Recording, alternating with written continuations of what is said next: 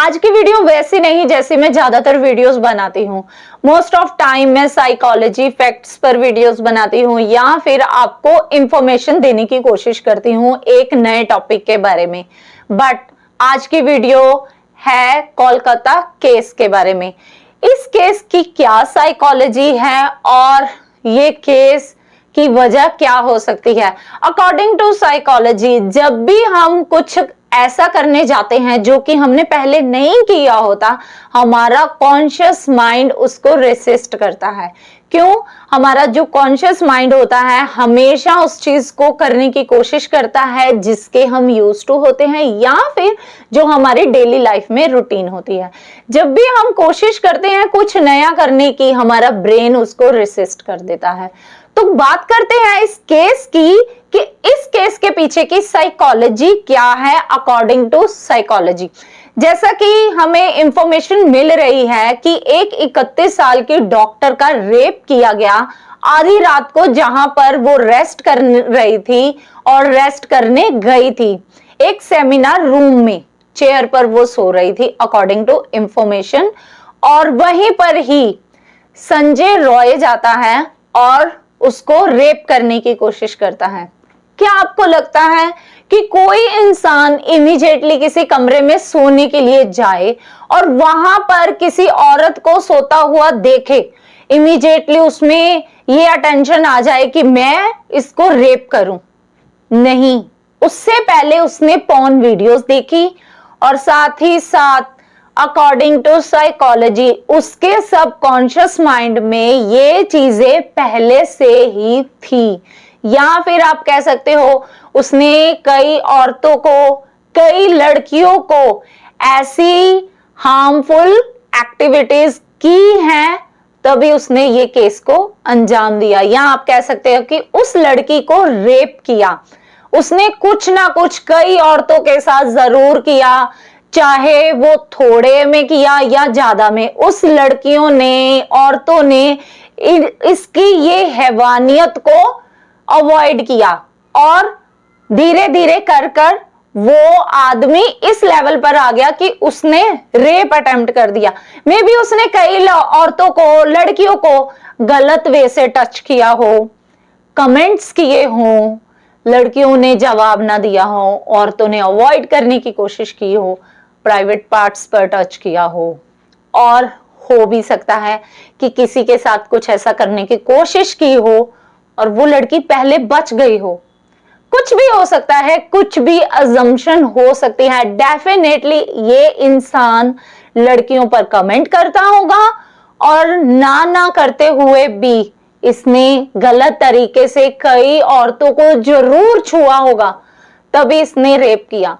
क्यों? हमारा जो कॉन्शियस माइंड है हमें कभी भी कुछ ऐसा करने के लिए, या फिर आप कह सकते हो कुछ भी न्यू करने के लिए अलाउ ही नहीं करता, स्पेशली जब हम नशे में होते हैं। नशे में उसका सबकॉन्शियस माइंड काम कर रहा था और उसके सबकॉन्शियस माइंड में ये इंफॉर्मेशन थी, तभी उसने उसको रेप किया और साथ ही साथ अपना गुस्सा भी जाहिर किया उसके पिल्विक एरिया को फाड़कर। आप देख सकते हैं कि उसमें कितनी ज्यादा मेंटल इलनेस थी। उसके पिल्विक एरिया को भी फाड़ दिया और अकॉर्डिंग टू इंफॉर्मेशन, या फिर आप कह सकते हैं कि जो हमें इंफॉर्मेशन मिल रही है उसके अकॉर्डिंग उसने उसके पिल्विक एरिया को 90 डिग्री तक फाड़ दिया। तो डेफिनेटली उसने कुछ ना कुछ पहले भी कई औरतों के साथ किया है, तभी उसके सबकॉन्शियस माइंड ने या फिर कॉन्शियस माइंड ने उसको अलाउ किया। रेप करने के बाद नॉर्मली वो बाहर जाता है कमरे से, अपने कपड़ों को धोता है और जाकर जहां पर यूजुअली वो सोता था वहां पर सो जाता है। तो आप देख सकते हैं क्या मेंटल इलनेस है इंसान की, जो कि किसी भी इंसान को हार्म कर सकती है। हम कभी भी किसी इंसान को अप्रोच ही नहीं कर सकते, या फिर जब भी हम किसी नए इंसान से मिलते हैं हमें कितनी हेजिटेशन फील होती है। और है कि अगर कोई इंसान नशे में है तो वहां पर उसका कॉन्शियस माइंड काम नहीं करता। अकॉर्डिंग टू साइकोलॉजी उसका सब कॉन्शियस माइंड काम करता है, जिसके अकॉर्डिंग उसके ब्रेन में ये पहले से ही इंफॉर्मेशन होती है और वो इंफॉर्मेशन के अकॉर्डिंग ही वो इंसान काम कर रहा होता है। जो उसके ब्रेन में इंफॉर्मेशन स्टोर होगी वो वही एक्टिविटी करने की कोशिश करेगा अकॉर्डिंग टू साइकोलॉजी।